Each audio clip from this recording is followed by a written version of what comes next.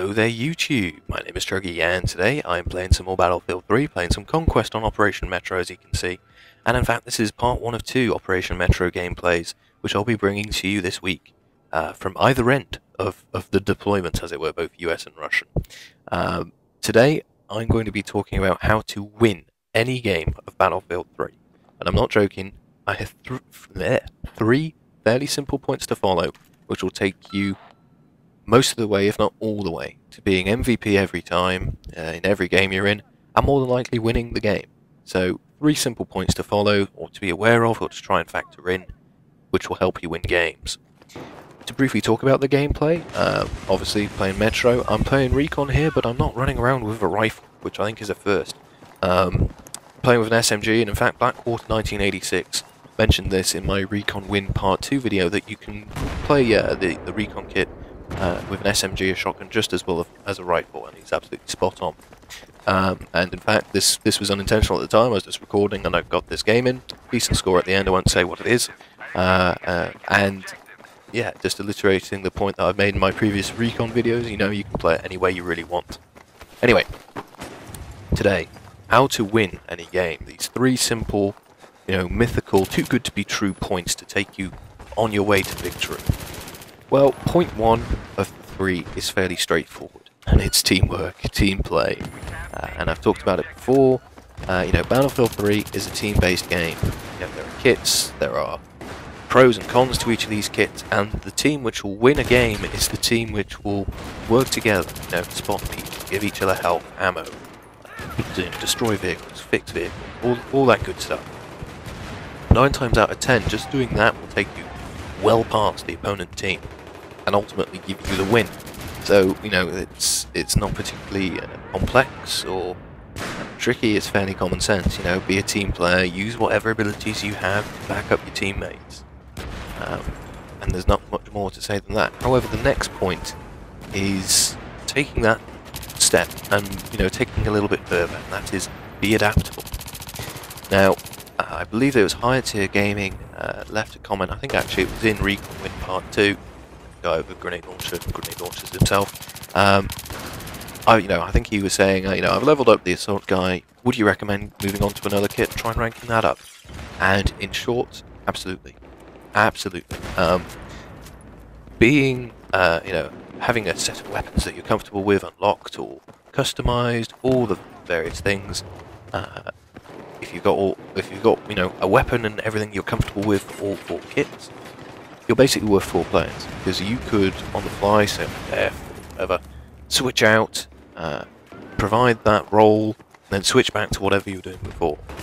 And again, in most cases, just doing that, even for a few minutes, say a tank's rolled into an objective and you want to destroy it, getting rid of that tank can take the pressure off just for a second, and, well, allow you to keep a base, keep your teammates alive, whatever it may be, and, well, win a game. Taking that even further, picking kits up off the ground, as I just did with that assault kit, didn't quite work out as I'd liked it, takes it to a whole other level.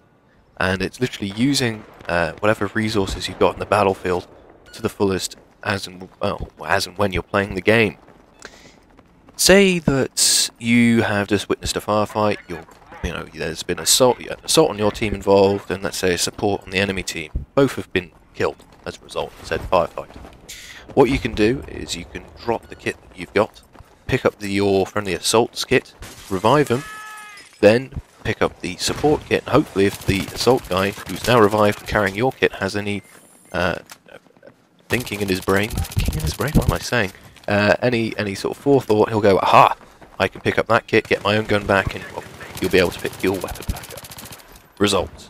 Let's think about it. Well, you've saved a ticket for your team, the enemy have still lost a ticket, and you will have got a load of points for switching out to a class which you weren't originally playing, and all in all, you've just been an excellent team player. And it's little interactions like that, they don't happen too often, where the kits and things are close to hand and whatnot, but doing things like that will save you tickets, and if, everyone does it once or twice a game, that's a serious number of tickets saved. Now, what I was hoping to do on that little shotgun assault pickup there, was I saw a number of friendlies downed at B. So I thought, well, I've got defib paddles, I hope. I went to check.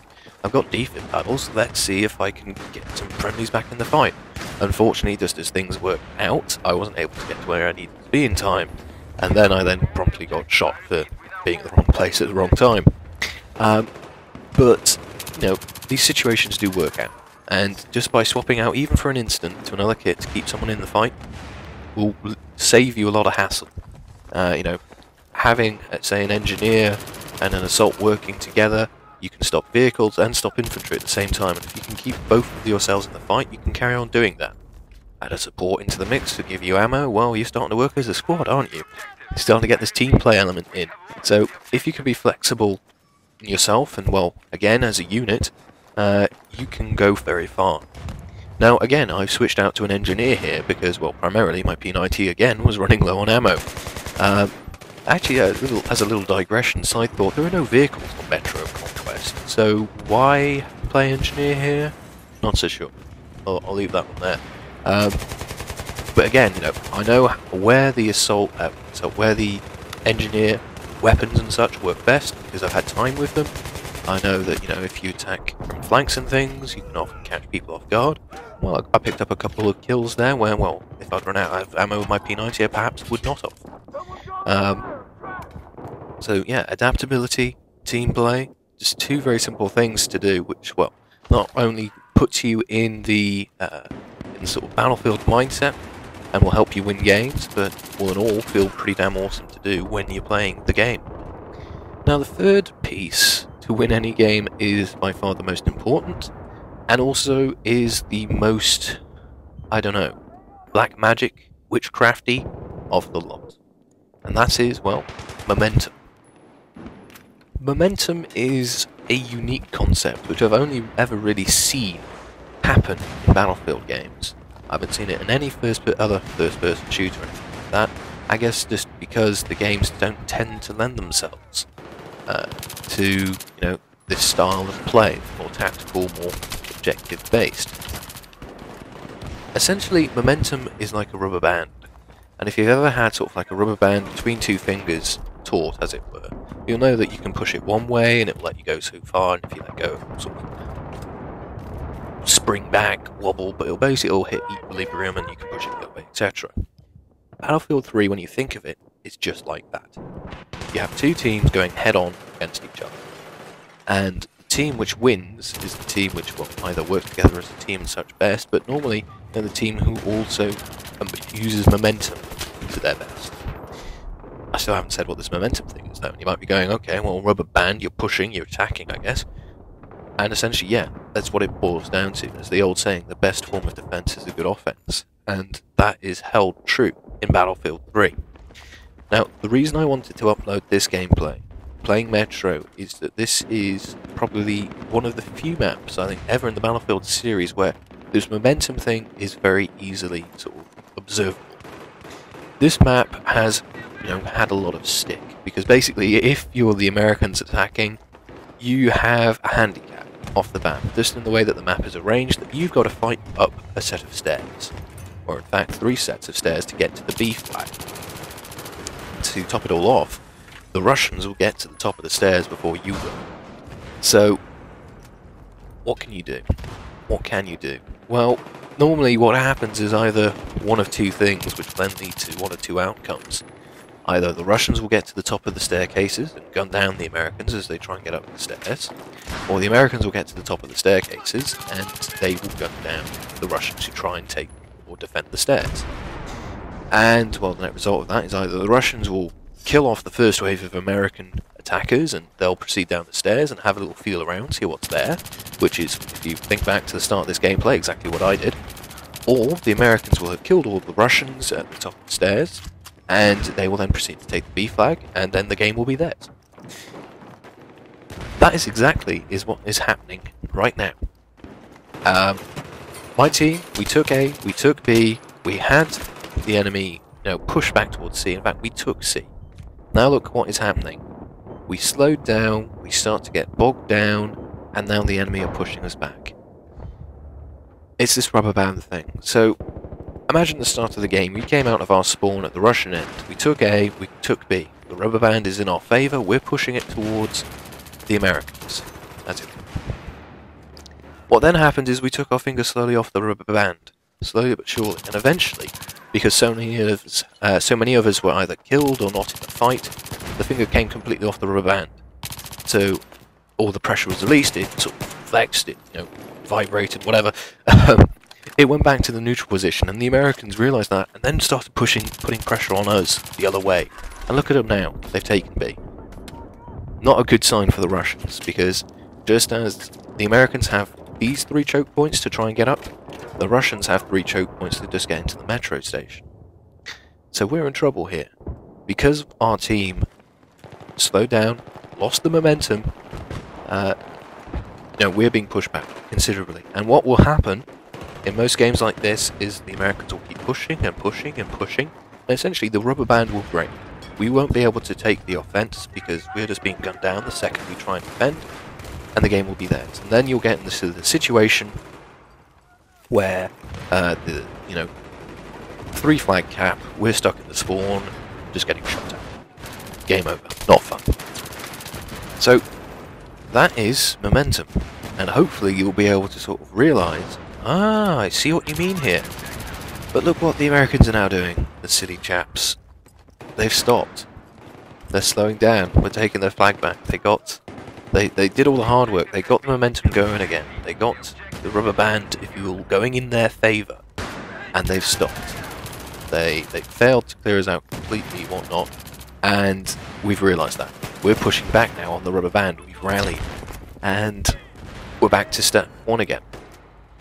So, if you want to win any game of Battlefield 3, it's quite simple. 3 steps. Team play, be a team player. Adaptability, be a team player again, I guess, but take it a bit further, Play any role to the best of your ability, just do what you can. And momentum. Don't stop attacking, don't get complacent. Don't allow the enemy any opportunity to attack you. Have no... well, fear is the wrong word, but give them no quarter. Because the second you have a slight breather, as a team, as a whole entity of people, as a set of people, that is the exact second you will start to lose the game. And just look what's happening now to the US. We're starting to do exactly what we did at the start of the game. We're starting to have a field downstairs. We're starting to lock down the choke points to the B flag and thus to the A flag.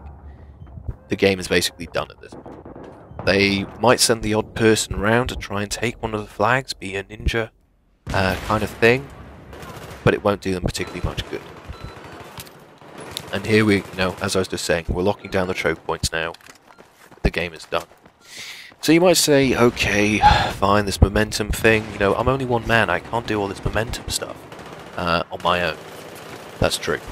The whole team has to contribute to this momentum factor. However, as a person, you still have an input on that little rubber band, and you can help push it, poke it, to go in the right direction.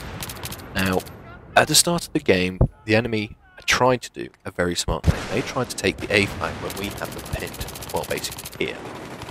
Essentially, what we were trying to do, what they were trying to do, is to restart their momentum as a team.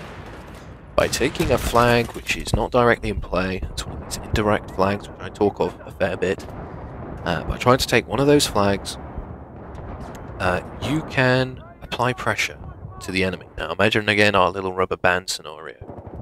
Say we, as the Russians, are pushing towards the Americans. We are, as a fighting force, towards the B-C middle ground. If the enemy are at A and they run towards B, we've got no one there. So they can then slowly start chipping away at our finger, metaphorical finger. That means that we won't be able to apply the pressure, and whatever forces they've got at C will then start to be able to push the rubber band in their direction. So, as a result, the momentum is worn away from our end, and they gain it. And not only do they gain it, but more than likely they'll get a 3 flag cap. Well, in this scenario, anyway. Now, a very simple way to try and restart your momentum there, really. Take the indirect flag, and essentially if you ever find yourself in this situation where, like say, the enemy team has 3 out of 4 flags or something like that, always go for a flag which you know either will be hardly defended or isn't really in play. For example, Karg Island, if you're the Russians and the enemy have A, B and C, take A. Seine Crossing, if the enemies have C, D and A, go for... what would they go for? Try and go for C, although that's a bit of a tricky one. You know, it's going for the flag which is, you know, has hardly anyone there, least in play. It just gives your team more options, and when the whole sort of unit comes together as a group, and, you know, tries and kicks off a new attack, that's when you'll stop the enemy. You'll start to turn the momentum in your favour. So there you go, 3 very short points. Be a team player, be adaptable, use all the kits on the battlefield to your advantage, and momentum, use it. You will win games that way. So 3 very simple points, which will hopefully take you the way to winning any game of Battlefield 3. So guys, I hope you enjoyed this little ramble for 16 minutes, and I kid you not, the number of games I have won this exact manner, I can't count. Anyway. So I hope you enjoyed the gameplay, I hope you enjoyed the commentary. If you could leave a thumbs up, thumbs down, whatever you believe the video deserves, that'd be great. If you'd like to see anything in particular or have any comments, please do leave a comment. And if you're new to my videos, you can always subscribe. Guys, as always, thank you so very much for watching. I hope you enjoyed the video, and I hope to see you pushing the metaphorical rubber band out on the battlefield.